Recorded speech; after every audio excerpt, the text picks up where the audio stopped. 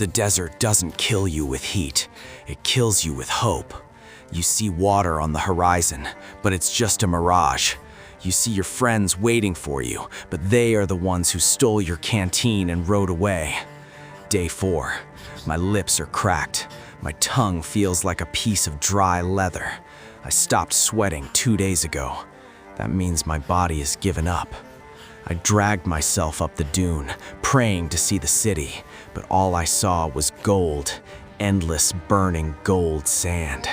Marcus! I tried to scream the name of the man who betrayed me, but only a dry wheeze came out. Marcus, my brother in arms. We found the map together. We found the entrance to the Forbidden Zone together, but he didn't want to share the glory, so he cut my camel's strap and left me for the vultures. I collapsed. The sand burned my face. This is it, I thought. This is how I die. Alone, forgotten. But the desert had other plans. The ground beneath me started to vibrate. At first, I thought it was an earthquake. Then, the sand exploded. Something massive rose from the dunes. It blocked out the sun. I looked up, squinting through my swollen eyes. It wasn't a vulture. It was her. A woman from the waist up, with skin like polished obsidian, and below, a nightmare of golden armor. 8 massive legs, a tail that arched over her head like a weapon of war. The Scorpion Queen, Serket. I should have been terrified, but I was too tired to fear. "Are you Death?" I whispered. She leaned down. Her face was beautiful, but her eyes were void of humanity. They were black mirrors reflecting my dying soul. "Death is easy, little human," she spoke. Her voice sounded like sand sliding over stone. Survival is painful." She raised her tail. The stinger at the tip glowed with a sickly green light. "Please," I rasped, "end it." She smiled, a cruel, sharp smile. "Oh, I am not going to end it. I am going to begin it." Thwack! The stinger drove into my chest. I expected darkness. Instead, I felt fire. Liquid fire pumped into my heart. It spread through my veins, burning away the thirst, burning away the weakness. I screamed. My skin started to bubble. It felt like my bones were breaking and rearranging themselves. "Sleep," she whispered. The last thing I saw was my own hand turning gold. I woke up in the dark. The air was cool, damp. It smelled of ozone and ancient dust. I sat up. Clank. A metallic sound echoed in the silence. I looked at my chest. There was no wound. There was no skin. My chest was covered in a thick, golden plate, harder than steel, lighter than silk. I looked at my arms. They were encased in the same golden material. Sharp ridges ran down my forearms. My fingers were tipped with black claws. I touched my face. My jaw felt heavy, protected. I wasn't wearing armor. I was the armor. "You are awake," a voice echoed from the shadows. The queen stepped into the light. Here, in her underground nest, she glowed. Bioluminescent mushrooms lit up the vast cavern, revealing piles of bones, human bones. "What did you do to me?" I asked. My voice was deeper, grating, like 2 stones grinding together. "I gave you a gift," she said, walking around me, inspecting her work. "Your soft skin would not survive the desert, so I gave you mine, kitten, indestructible." I stood up. I felt powerful. The thirst was gone. The hunger was gone. Instead, I felt a humming energy in my veins. The venom. "Why?" I asked. "Why save me?" She stopped in front of me. She touched my golden chest plate with a gentle claw. "Because I am hungry," she hissed, "but not for meat. I am hungry for a champion." She pointed a claw toward a dark tunnel at the far end of the cave. "The surface world has forgotten the old gods. They steal my treasures. They disrespect the sand." She looked into my eyes. "You have hate in your heart, little human. I can taste it. The man who left you, you want him dead?" The image of Marcus laughing as he rode away flashed in my mind. The rage flared up, hotter than the desert sun. "Yes," I growled. "Then prove you are worthy of my gift," she said. "Survive the arena." Before I could ask what she meant, the ground shook again. The floor of the cavern opened up. I fell. I landed in a pit of loose sand. High above, the queen watched from a ledge. "Feed," she commanded. From the wall of the pit, a massive tunnel collapsed.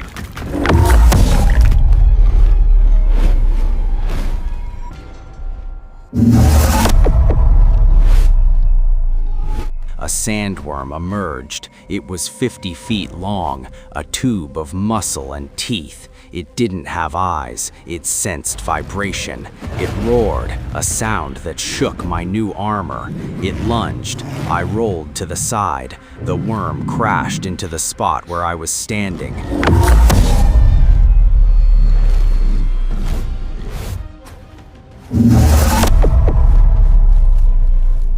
Shattering the rock, I punched it. My golden fist hit its thick hide. Crack! The worm shrieked. My strength, it was unnatural. I had cracked its skull. But the beast was angry now. It whipped its tail, catching me in the chest. I flew across the pit and slammed into the wall. Any normal man would have been a bag of broken bones. I stood up, no pain. The armor absorbed the shock. I laughed, a cold, metallic laugh. "Is that all you have?" I roared. The worm charged again, its mouth wide open, ready to swallow me whole. I didn't dodge this time. I stood my ground. I waited until it was inches away. Then instinct took over. The venom in my blood surged to my hands. My claws glowed green. I thrust my hands forward, driving them into the soft flesh of the worm's open mouth. I released the venom. The effect was instant. The worm convulsed. Green poison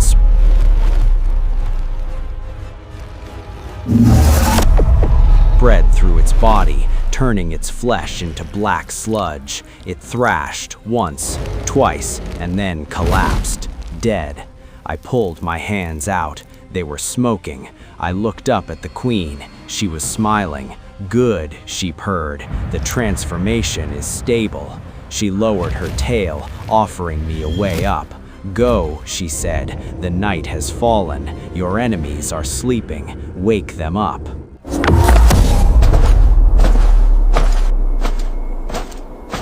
I walked out of the cave and onto the surface. It was night. The moon was high. I didn't need a camel. I ran. I moved with the speed of a predator, my golden legs blurring across the dunes. I didn't get tired. I didn't stop.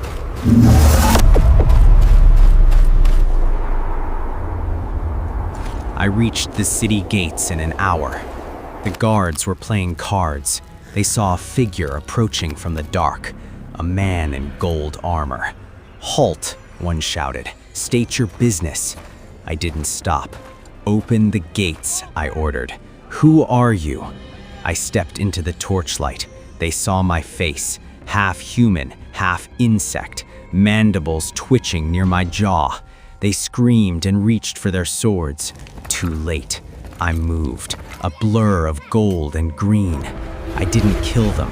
I just broke their weapons and tossed them aside like dolls. I walked into the city. I knew where he was. The Golden Oasis Tavern. Marcus always celebrated his victories there. I kicked the doors open. The music stopped. The laughter died. 50 men turned to look. And there he was, Marcus, sitting at the head table, surrounded by women, wearing my necklace, drinking wine bought with my share of the treasure.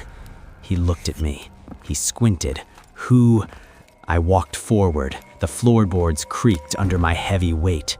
"You forgot to check if I was dead, Marcus," I said. His face went pale. He recognized the voice. "No, that's impossible. You're dust." "Dust," I laughed. "No, I am the desert." "Kill him," Marcus screamed to his mercenaries. 10 men drew swords and rushed me.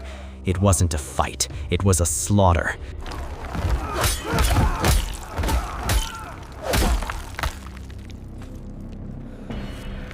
Steel swords shattered against my scorpion armor. I grabbed men and threw them through tables. My claws tore through leather and chainmail. I didn't use the venom. They weren't worthy of it. I reached Marcus. He was cowering in the corner, pissing himself. "Please," he begged, "take the gold. Take it all back." I grabbed him by the throat and lifted him one-handed. "I don't want gold, Marcus," I whispered, my face inches from his. "I have enough gold in my skin." I tightened my grip. "I want your hydration." I threw him through the window. He landed in the street, broken but alive. I stood over him. The entire city was watching now. This city belongs to the queen now, and I am her king. The victory felt good for a moment, but as I stood there, bathed in moonlight, looking at the fear in people's eyes, I felt a sharp pain in my lower back.